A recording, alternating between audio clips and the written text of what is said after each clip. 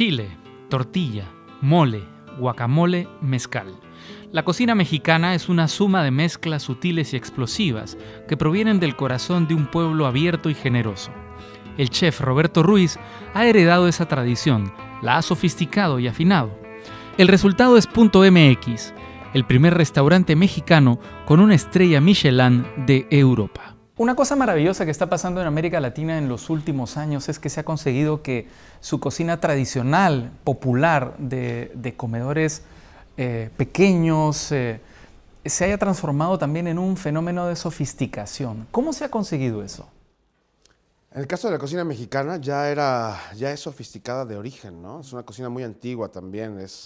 En el caso de América es la única reconocida como patrimonio intangible y es milenaria. Entonces, bueno, pues esto lo que se consigue es, yo creo que más bien lo que ha pasado es que la gente se ha ocupado y preocupado de enterarse qué es la cocina. Entonces descubren que es gastronómica y que es súper sofisticada y así, pero es como casi en todo, cuando te ocupas de investigarlo y de tirar un poquito más de lo que hay detrás de la fachada, pues te encuentras sorpresas. Y en el caso de las cocinas de Latinoamérica, pues eran unas grandes desconocidas, ¿no? Sí. Nosotros más bien importábamos técnicas, importábamos formas y influencias, y yo creo que esa energía fresca de América se nota ahora en que de este lado, en Europa y en otros sitios, ya se ha hecho muchísimo con la cocina y se ha investigado y se le ha dado la vuelta a los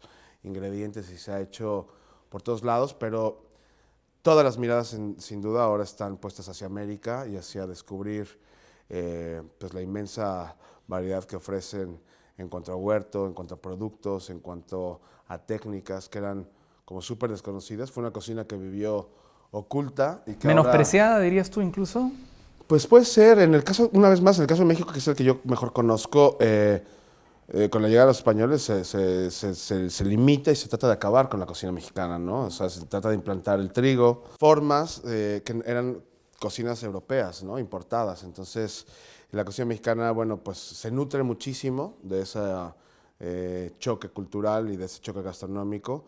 Y de ahí surge la nueva, supongo que es la nueva cocina mexicana y la nueva cocina americana, ¿no? Porque no se puede entender la cocina mexicana sin ingredientes traídos de Europa tampoco, ¿verdad? Sí, la actual no, desde luego, ¿no? Porque ponerte a cocinar cocina precolombina, pues no hay que usar grasas y no hay que usar grandes cuadrúpedos, hay que hacer muchas cosas que limitan muchísimo, ¿no? Entonces no podrías hablar de una cocina mexicana sin esa historia, pero sí que quedó como rezagada, quedó olvidada. Además, está haciendo mucho en los 60s o 70s, la gran hostelería y los hoteles más importantes de América hacían, en el caso, o sea, hacían bechamel de huitlacoche, ¿sabes? ¿No? Eso era la elegancia, era esta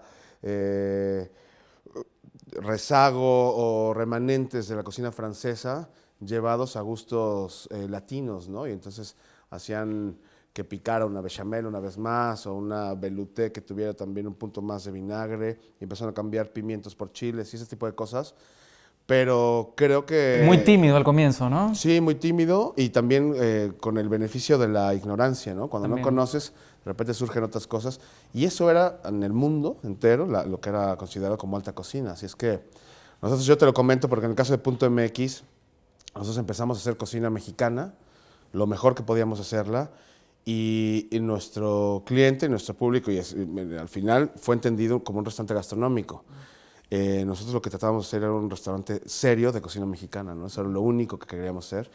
Cuando lo haces así, te lleva directamente a que sea una cocina sofisticada y que sea una cocina que de origen tiene muchas cosas muy interesantes, ¿no? Tú en alguna entrevista contaste que cuando comenzaste a trabajar, en algún momento trabajaste con ayudantes portugueses que se sorprendían por la sofisticación y la complejidad de cada uno de los platos de la cocina mexicana, Sí, ¿no? sí, completamente. O sea, se sorprenden de eso, de lo complejo que es, de todos los pasos que tiene, de todos los pequeños matices y diferencias que hay entre chiles, las técnicas con las que se aplican, que no solamente es que te pique y ya, o sea, hay muchísimo más abanico, mucho más amplio de por qué comemos picantes y por qué comemos chiles y en dónde se comen y en qué situaciones. Entonces, es una cocina que sorprende un montón. Ayer tuve que dar una clase a 10 personas españolas y les hicimos cosas muy básicas y les parecía realmente complejo, ¿no? Poder hacer un taco.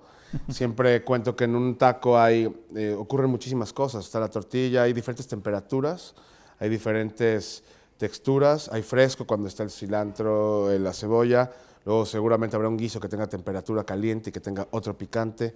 Abajo habrá aguacate o guacamole que unifica un poco todo. O sea, tiene una complejidad bastante amplia. Entonces, eso, lo que es increíble es que cuando lo muestras, la gente le resulta súper interesante. Sí. Y cuando lo prueban, hacer un ceviche aquí en España me parece que es algo que llama un montón la atención, porque es súper básico, pero si no lo haces con las reglas con las que lo tienes que hacer o con los tiempos que lo tienes que hacer, el resultado es completamente diferente, ¿no? Quizá el problema con la comida mexicana es que durante mucho tiempo lo que más se asoció a comida mexicana era el Tex-Mex, más bien, ¿no? Sí, es la cocina que viajó de México, ¿no? Eso sin duda es algo que tuvo mucho que ver. Yo entiendo que allanó un poco el camino, a la gente le gusta también el picante. Abrió un poco las puertas Sin también, duda, ¿no? sin duda. Lo que pasa es que cuando pones un restaurante que quiere hacerlo serio, de cocina mexicana, se convierte en caro, porque claro, no tiene nada que ver con este tipo de cocina. Sí, no hay máquinas, por ejemplo, ¿no? No hay Todo es a máquinas, mano. efectivamente, hay mucha mano. También los productos, todos son un kilo de tomatillo verde ecológico, cuesta 9 euros. No es lo mismo que un kilo de tomatillo, o de tomate rojo, ¿no? Nosotros tenemos que generar esos ingredientes, y eso es caro también, para poder tener tu huerto y para poder ofrecer los sabores auténticos. Y todo eso, la suma de eso, hace que la cocina se vaya volviendo, pues, compleja de hacer, pero que de mucho disfrute, ¿no? También. Entonces yo creo que eso es lo que están descubriendo en este momento de las cocinas de América. Una de las cosas fascinantes de la cocina mexicana tiene que ver necesariamente con Oaxaca, que es el gran, digamos, destino culinario, gastronómico que provee al resto de México, ¿no? ¿Cómo es Oaxaca, de la que se habla tanto, de la que hablan tanto los chefs mexicanos y que produce, por lo menos a los curiosos en gastronomía, tanta curiosidad? Oaxaca tiene una cosa importantísima y que es muy diferencial, y que es que nunca estuvo dentro de una ruta comercial. Se ha mantenido intacto a lo largo del tiempo, y las etnias que lo habitan, las formas, los ingredientes, las tradiciones, se mantienen súper puras. Entonces, eso es gran parte de su atractivo. Tú vas y es como retroceder gastronómicamente 300 años, y entonces encuentras que fuera de los mercados se venden los chapulines, que la gente utiliza metate, que son estas piedras para poder moler y hacer tortillas. Todo eso está muy vivo en Oaxaca, entonces resulta absolutamente atractivo para cualquier persona, y en especial para un cocinero, ¿no? Pero es ir a ver realmente la historia de la gastronomía mexicana viva y de primera mano. Entonces, ¿Tú dirías que ahí eso hace. están los verdaderos maestros de la gastronomía mexicana? Pues ahí están los verdaderos maestros de un tipo de gastronomía mexicana tradicional, que desde luego ahí están y que conservan, además de una forma, como te decía, muy pura sus raíces. Son muy orgullosos. A la gente de Oaxaca se llama oaxatercos, entonces son en lugar de oaxaqueños. Y los oaxaqueños son muy orgullosos de su gastronomía, de sus textiles, de sus tradiciones. Es por eso que se mantuvieron tan bien intactos, ¿no? Ellos defendieron siempre sus tradiciones. Entonces, como te decía, ir a probar mole. Los moles de México, que es de las salsas más conocidas, nacen en Oaxaca. Hay muchísimas bebidas. El mezcal también es una de las bebidas y destilados mexicanos que nacen en Oaxaca. Entonces, realmente ese es el principal atractivo, creo, además de tener, bueno, pirámides y un tema cultural muy importante. Se puede vivir esta trayectoria de cómo ha ido evolucionando la cocina, y llegas a restaurantes de gente que estuvo en el Bulli, en Mugaritz y así trabajando. Entonces es su visión de la cocina mexicana, que es el caso de Pitiona, que es este restaurante que es como de vanguardia en Oaxaca. Pero pues desde eso, y 3 calles después, caminas al mercado 20 de noviembre y comes en una señora que no ha cambiado las formas desde hace 2000 años de hacer tortillas. Entonces eso es algo que cautiva, ¿no? Que es increíble y es muy único. Hablaste de los chapulines y he visto que en tu menú hay una sección entomológica ahora. Así es. ¿Qué insectos estás incluyendo en tu menú? Pues ahora estamos incluyendo 4 que son los que yo más conozco, los que más me gustan, y también por tema de cantidad, los que más fácil se pueden tener. Porque hay que tomar en cuenta que a 9000 kilómetros de México para mí es un verdadero privilegio poder comerlos. Entonces tenemos por un lado chinicuiles, que son gusanos que están en la planta del maguey, que es esta planta tan importante para la cultura mexicana. Después de esto tenemos unos escamoles, que son los huevos, las larvas de las hormigas. Después tenemos chicatanas, que son unas hormigas voladoras enormes. Y después de eso terminamos con los chapulines, que son estos saltamontes o grillos. Ha sido una respuesta increíble. En serio, porque uno podría esperar lo contrario, el temor, ¿no? Yo A lo nuevo. No temor, pero sí pensaba que no iba a ser una respuesta. La gente se ha volcado. Teníamos pensado que la temporada duraría 4 meses más o menos, que es lo que dura la temporada en México.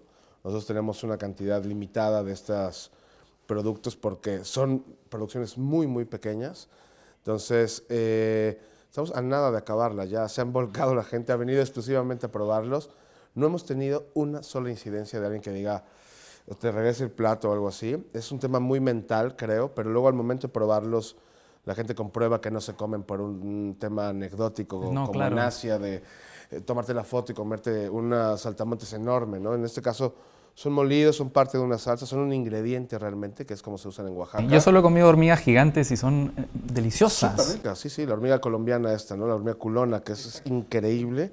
Pues nosotros, es muy curioso, yo ahora que me he metido a investigar un poco esto, la fuerza del sabor que tiene esa hormiga con respecto a la mexicana es mucho más fino el sabor y obedece a lo que se alimentan, ¿no? Como todo, entonces los chapulines saben a clorofila, estas hormigas tienen un sabor a maíz, como las palomitas que no se terminaron de Además hacer. son como muy sanas, ¿no? Súper sanas, tienen el 60% es proteína realmente, y la razón de que las comiéramos en México no era, te digo, se llevan comiendo 5,000 años, y es un tema de aporte proteico porque no había vacas, no había grandes mamíferos, y esta era la forma de cubrir esta parte, ¿no?, de la alimentación. Para redondear la cocina mexicana siempre viene bien un buen mezcal. Y tú tienes aquí también un apartado para el mezcal, ¿no?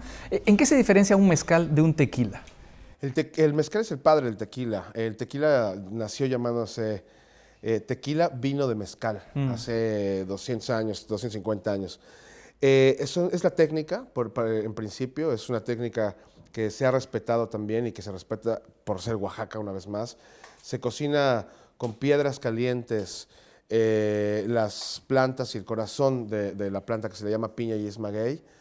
Y hay 38 variedades con las que se puede hacer esto y en México las tenemos todas. Es que nosotros quisimos dedicar este apartado, esta parte de arriba, a ese destilado que es maravilloso, que es increíble en cuanto a sabor, en cuanto a complejidad, que tiene mucho más variedades y que entendemos que sigue siendo algo que sorprende y que es muy puro. El tequila hay que buscar para encontrar unos muy buenos todavía porque los hay, pero no todo es bueno. El tequila lleva muchísimo tiempo con ciertas variaciones Sí. y en cuanto a la calidad, se encuentran muy, muy buenos. Lo que pasa es que es el único que se puede industrializar realmente porque el agave azul se puede cultivar, entiendo, ¿no? Es el de la producción más rápida. Claro. O sea, rápida, 7 años, para que esté maduro una planta. Entonces, por el Tequilana Weber, que es con el que se hace el tequila, esa variedad es la más rápida de producción. Entonces, es por eso que se hace ese tequila. Y también que los mezcales con los que trabajamos nosotros son 100% agave. Entonces, es una gran diferencia. Los tequilas a veces pueden tener el 41% y además complementarlo con otras cosas. Tú has dicho que uno no se emborracha con mezcal, se enmezcala. Enmezcalas, ¿Eso qué quiere efectivamente. decir? ¿Cómo se pone uno con...? Pues mira, la mejor descripción la dice una botella que dice, otra vez esta maldita felicidad, ¿sabes? Creo que es la mejor forma de escribirlo. Y es muy eufórico, así como el vino es mucho más reflexivo. O sea, los mexicanos de Oaxaca nunca iban a ser como los griegos en pensar en otras cosas, sino el estado es muy eufórico, es una alegría, es otra vez esta maldita felicidad, ¿no? Tú has contado además que comenzaste de alguna manera gracias a, en la gastronomía, a cocinar gracias a las borracheras de los trabajadores o los cocineros del primer lugar en el que estuviste, Es ¿no? que era un mundo, yo soy ese vínculo entre la gente que no tenía otra opción de poder hacer otra cosa y que normalmente se metía en la cocina. En México, esa era la realidad hace 25 años cuando yo decidí hacer cocina. Y yo soy un poco el vínculo entre eso en medio y que empezaba a brotar la primera escuela de cocina. Ya, Entonces, era un ambiente, por ahí el libro de Anthony Bourdain lo describe perfectamente, ¿no? Estas generaciones de desveladas, de fiestas y de ir a sacar el servicio y de mucha fiesta nocturna que empieza de 1 de la mañana a 6 y eso, bueno, pues sí, desde luego que yo también fui parte de eso. Era otra cocina, eran otros los intereses y en México, en ese México, éramos simplemente operadores de otras cocinas, ¿no? Claro. No vivía lo que se vive hoy en la cocina mexicana. Y tú eras muy joven y los cocineros a veces se emborrachaban y eran las oportunidades, sus resacas que tú tenías de coger los Sí, fogones, porque ¿no? el otro día no faltaban. Sí. Entonces esa era la oportunidad de mostrar tú que estabas lavando platos, en mi caso, sin máquina además, esto era a mano, había que ir a lavar platos. Y entonces si te faltaba uno, bueno, pues era la oportunidad que te cogían a ti, ibas. Y entonces eso era parte todavía de la mística que había en los restaurantes en esa época, pero para mí fue una ventaja, ¿no? Yo también, en una vez encontré el recetario secreto de ese restaurante y fue la primera vez que, o sea, limpiando y en esas faltas de los compañeros, encontré esto y fue también parteaguas. Me lo llevé una noche, lo escribí, lo regresé, lo puse. Y entonces, estos eran como mis primeros coqueteos con la cocina y con el interés verdadero de cocinar, ¿no? Y dedicarme de lleno a todo esto. También dijiste que comenzaste haciendo explotar una licuadora. Sí, ¿Eso bueno, es esa verdad? En la primera clase de cocina que fui, me mandaron, Alejandro Curi, que es un chef bastante reconocido en México, me mandó a triturar unas cosas en la licuadora. No sabía que cuando ponías algo caliente y empiezas a triturar, eso explota. Entonces, pues sí, explotó tal cual. Empecé súper rústico, yo te digo, empecé lavando platos, entonces esos eran mis primeros contactos, desde luego que eso pasó y como eso muchísimas cosas más, Ajá. pero porque la cocina se estaba apenas cuadrando y empezaba a hacerse formal en México, ¿no? Yo hasta 5 años después de ese primer contacto fue cuando existió una cocina para poder, una escuela de cocina para poder estudiarlo. Cuando he entrevistado chefs y cocineros latinoamericanos, todos hablan de su madre y de su abuela como sus grandes referentes. En tu caso fue tu madre, sí, pero también tu abuelo, ¿verdad? Sí, y eso fue un tema fortuito, fue porque a mi abuela la operaron del corazón y entonces tuvo que estar convaleciente un buen tiempo, un tiempo largo en el que mi abuelo cogió las riendas de la cocina. Y sí, siempre es una referencia porque no había grandes restaurantes de cocina latinoamericana, ¿no? Nosotros, siempre lo cuento, y es ahora cuando se están haciendo esos grandes restaurantes. Llevan 10 años en México, 15 restaurantes mexicanos, de mexicanos, que son referencia dentro de México, ¿no? Entonces, las mejores referencias eran, como tú lo has dicho en un principio, en las calles y en estos puestos callejeros y todo esto, y por otro lado en los restaurantes que empezaban a hacer cocina tradicional, pero nunca una cocina planteándose innovar o hacer otras cosas. Estábamos realmente empezando a estructurar lo que soy la cocina mexicana, ¿no? Tú estás aquí en España de manera fortuita porque viniste solo para estar 3 meses, ¿verdad? Exacto. Sí, vine para para trabajar con el presidente del Real Patronato del Museo del Prado. Y era una invitación por 3 meses, porque esos son los permisos que suelen dar para poder venir de extranjero. Y cuando entré a una cocina del bodegón, que estaba Hilario Alberaiz, era el chef asesor, y estaba José Machado, es un restaurante que duró mucho tiempo y que la verdad es que yo lo que vi fue bailar ballet a los cocineros. Venía de esas cocinas que te contaba, donde no llegaban los lunes y así, toda una guerra. A ver un orden y La primera vez que vi a Hilario, impecable, la puntualidad, el tiempo, fue algo muy impactante, ¿no? Dije, de esto quiero. Y llevo 13 años queriendo, así es que se me hizo largo. Pero has hecho muchas cosas increíbles en ese proceso, como por ejemplo sembrar tu propio huerto en Segovia, ¿no? Sí. Este restaurante no puede vivir sin ese huerto, ¿no? Ahora es parte fundamental y desde el principio fue la apuesta porque queríamos dar sabores auténticos. Para tener los ingredientes mexicanos a mano, ¿no? Sí, porque si no, es que ese es el gran tema del Tex-Mex, que el Tex-Mex está hecho con latas y entonces siempre el tomatillo verde tiene este sabor a conservantes y estas cosas que son, pero no son. Saben, pero no saben lo que sabía en mi infancia, lo que sabía en mi casa y lo que sabía en México. Entonces, yo simplemente era un tema de orgullo, de mostrar los sabores auténticos de la cocina que yo había probado y con lo que yo había crecido en México, ¿no?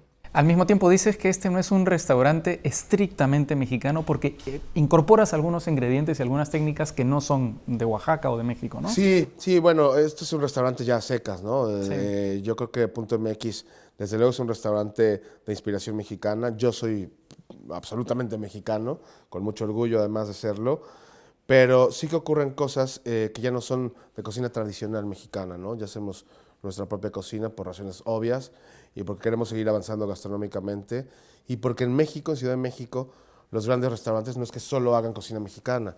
Así como en España un gran restaurante puede usar jengibre o puede usar soya o puede usar otros ingredientes y sigue siendo un restaurante español. Bueno, pues nosotros aquí en el restaurante utilizamos en principio grandes productos españoles como el cerdo ibérico y como el mar de Galicia y como la vaca rubia gallega y así, para poder hacer nuestra cocina mexicana de la mejor forma posible, ¿no? ¿La cocina mexicana también se come con los ojos? Te lo digo pensando en este plato que es tu plato emblemático, que es un tuétano cortado transversalmente, ¿no? Así es. Sí, ese, desde luego que se come por los ojos. Se come por los ojos como en todas las cocinas, yo lo creo. Lo que pasa es que este era además una declaración de intenciones también y era una forma de... Punto MX es súper recogidito y siempre hemos intentado traer lo mejor de México en ese sentido, pero también parte de lo mejor de México es comer un taco, saber armártelo y que probablemente caiga una gota en algún... Es parte de la cocina Hay que ensuciarse. mexicana. O hay que saber hacerlo para no ensuciarse, ¿no? Es esa cultura. Entonces, esa labor casi pedagógica también la ha estado haciendo Punto MX y por eso a mí me gustaba terminar con este tuétano que además de un sabor increíble, una vez más utilizando ganado de aquí, que es algo que en México tenemos otros, y es diferente. No es que sea mejor o peor, pero es muy diferente. Entonces, invitar al cliente a que se hiciera un taco era una forma de, supongo, la primera vez que invitaron a alguien a coger los stickers, los palitos para comer sushi, ¿no? Era ven y prueba que esta forma de hacer es súper válida y es además como se tiene que hacer, ¿no? Nosotros al principio la gente venía y probaba con un tenedor el taco y entonces lo primero que coges es la salsa y les picaba muchísimo. Claro. Pero es que en un sushi no desarmas el sushi para ir comiendo el pescado y luego el arroz. O el wasabi, ¿no? Todo funciona cuando está en conjunto. Un taco es exactamente lo mismo, ¿no? Funciona en conjunto. Justamente quería hacerte dos preguntas finales de índole pedagógico. La primera, ¿el tequila se toma con sal y limón? Sí, pero no necesariamente de un trago. No siempre es aquí ponértelo y todo esto, pero sí que se va siempre compensando con un poco de sal y limón. Y es opcional. La comida mexicana es muy personal. En mi taco pica más, el tuyo tiene más limón, el mío tiene más cilantro. Pues el tequila es exactamente lo mismo. A mí me gusta con un poquito más de sal y limón. ¿Ese tequila tiene que ver con el mezcal? ¿Ese tequila tomado con sal y limón?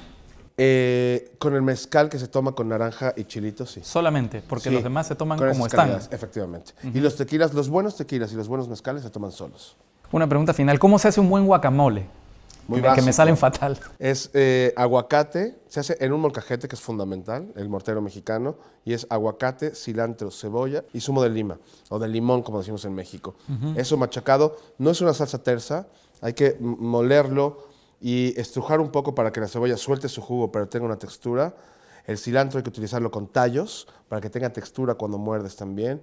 Y la lima, además de que no se oxide, el punto de acidez es importante que sea alto, para que cuando lo pones con la demás comida funcione bien equilibrado. Muy bien, Roberto, muchas gracias. Nada, muchísimas gracias. Ahora nos tomamos un buen mezcal, una buena No lo dudes. enmezcalada. Una enmezcalada nos ponemos ahora, perfecto.